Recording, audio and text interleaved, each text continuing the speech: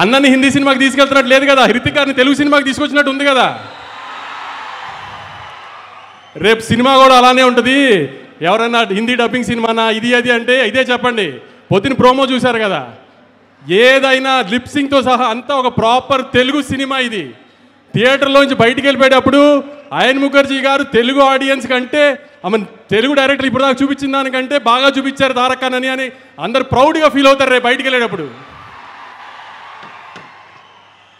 అందుకే ఈ మిగతా అన్నిటి గురించి ఆలోచించకండి. Proper Telugu cinema. మనం హృతిక్ గారిని తెలుగు ఇండస్ట్రీలోకి వెల్కమ్ చేస్తున్నాము.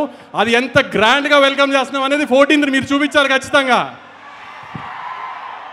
సెప్టెంబర్ 27వ తారీఖున లాస్ట్ ఇయర్ దేవరాకి ఎంత ప్రేమ చూపించామో దానికి 10 చూపించాలి. అన్న పవర్ ఇండియా అంతా తెలియాలంటే మీరు సెప్టెంబర్ 27 కంటే 10 చూపించాలి. గుర్తుపెట్టుకోండి.